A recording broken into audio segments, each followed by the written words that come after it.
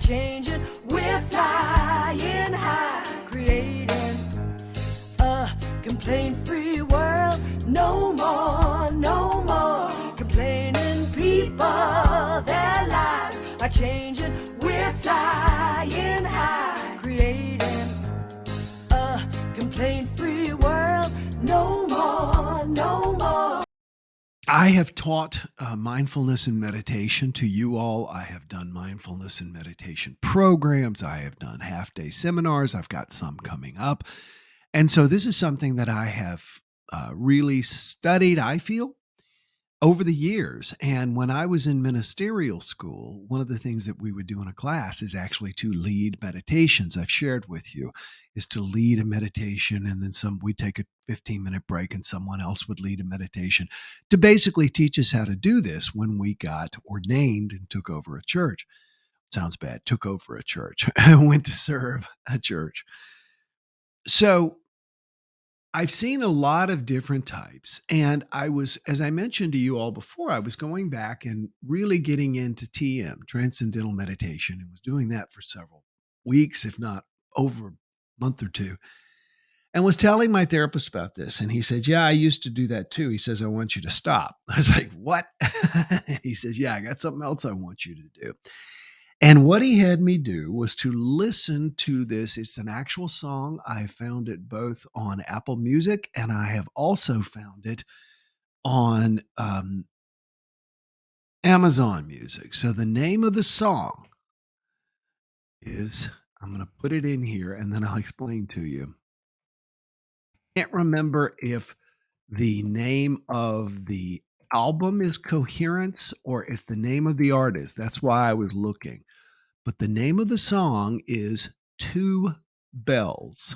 Two Bells, not tubular bells, okay? It is two bells. The idea is that it's two prayer bowls is really what it is. If you listen, you can tell that.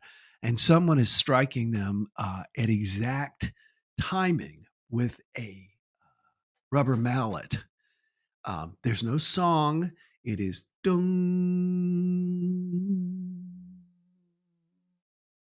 dung. Okay.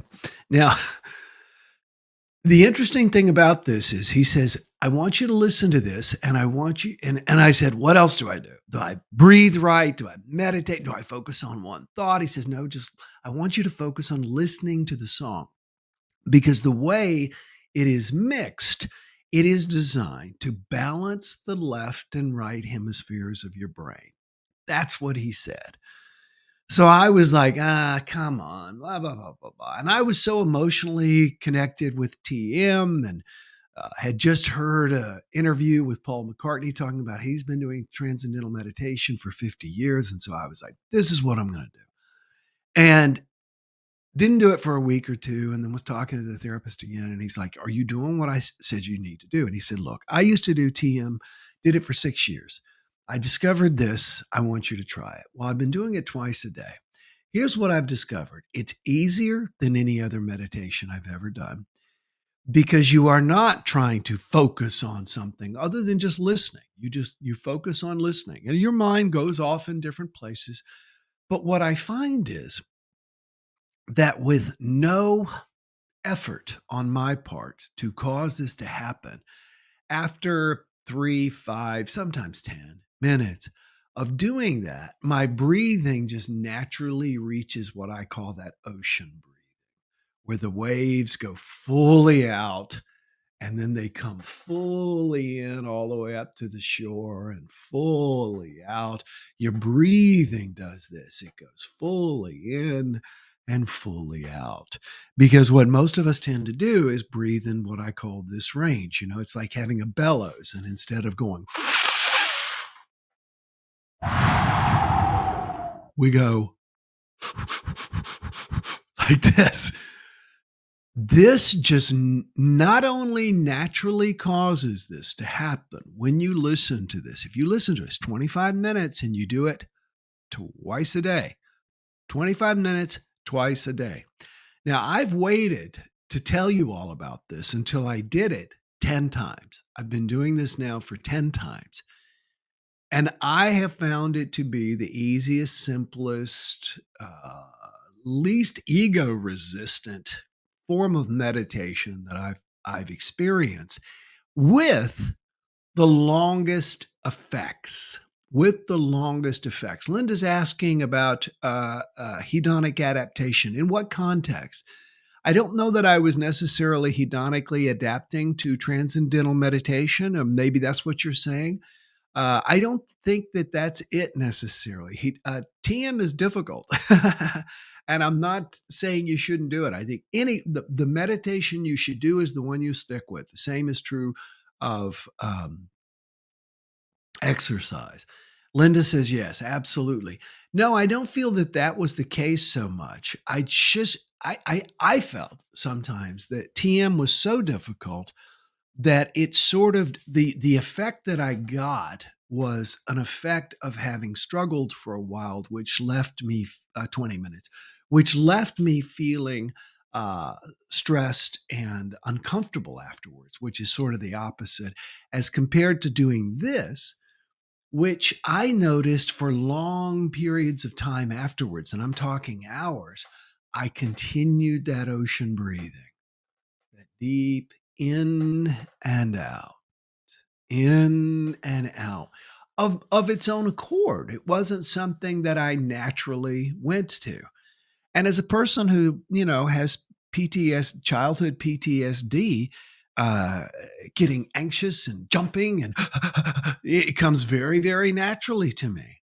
And to lapse back into that shallow breathing is very easy. Whereas to do this just twice a day, to sit and do it.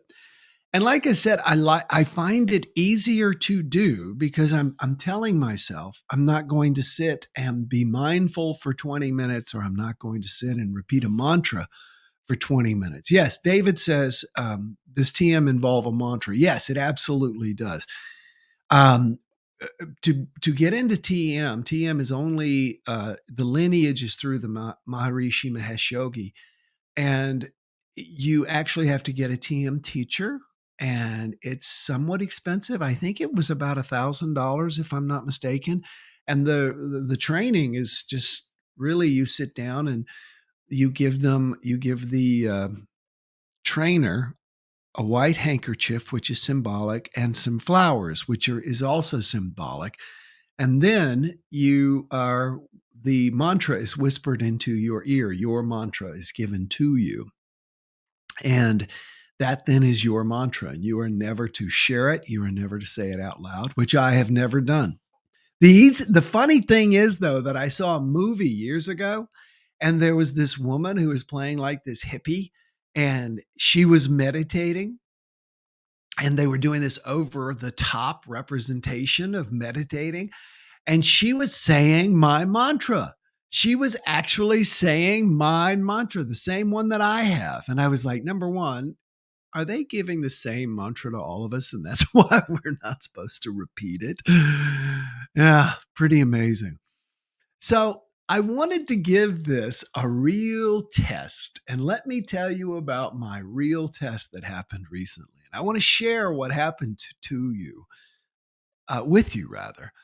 And I want to be very careful that I state facts and in no way complain, because this is one of those things that a chronic complainer could really jump on. I had the I would say probably the most difficult in certain memory trip recently last week to Reno.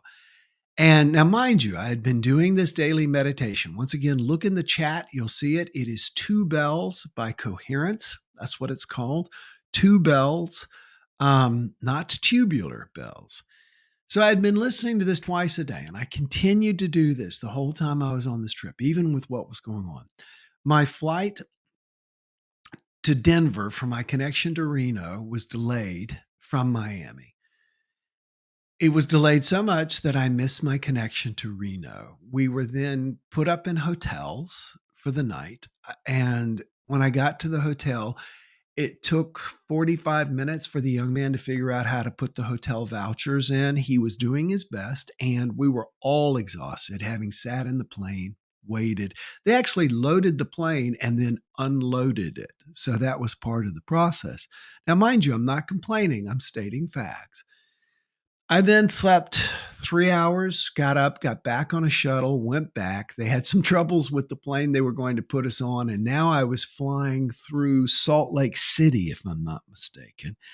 Anyway, I got there the night before my speech, late in the late in the afternoon, got up the morning, did my speech, was coming back to fly back to Miami. And mind you, to me, this was the test of my meditation, all of this. Because when I got back to the airport to fly home, or actually when I got to do the second leg out, because they had put us on a different flight, all of my upgrades had been canceled, and I was put in the middle of the back of the plane. So coming ready to fly back to Miami, the flight is delayed. Again, stuff happens, not a big deal. Flight is delayed. A lot of flights are delayed. And so we're sitting there and we're waiting. We get in on time to Miami at 11:46 p.m., knowing that I've got to get my car and drive back to the Keys. So I figured I'd be home about 1 in the morning. And we get there and there was no one to wave us in with the little orange things, the little orange flashlights. So they finally waved us in. That I just happened to look at my clock and it was 30 minutes. And they finally waved us in. And then they said there was no one there to bring the jetway down. And so everybody, please just wait. Now, mind you, everybody's gotten up, gotten all their luggage. They're waiting in the aisles. They're waiting to get off the plane. It's 45 minutes past when we've been sitting on the ground. So they came in and they tried to get the jetway connected to the plane. And the person who had waved us in incorrectly. And so they couldn't connect the jetway with the plane. So that went on for another 15 minutes. And the pilot came on, and this is when the passengers kind of lost it. He told everybody that we had been brought in incorrectly, and that they were going to have to get a tug, one of those things, because planes don't go in reverse. I don't know if you know this. Planes do not go in reverse. They are pushed back by a tug.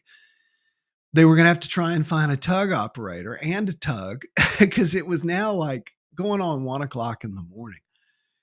And they looked, and they found a tug. The tug pushed us back and we pulled back up. They lined us up and I got to bed at 4 o'clock in the morning.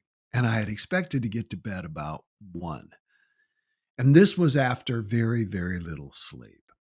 All of this was an awesome test of this new meditation technique I'm recommending you try. And that is just listening to that song, Two Bells, not tubular, Two Bells by Coherence. The name of it is, I can't remember if the album is Coherence or if the band is Coherence. And I was going to check, but I realized I left my phone in the other room.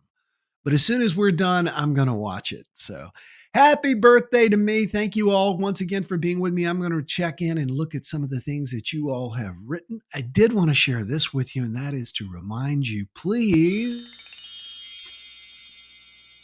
like, comment, and share wherever you are watching and on whatever platform you are watching, whether this is on YouTube, Facebook, or through my podcast. Please be sure to like, comment, and share. That's how we build this positive community. No more complaining people.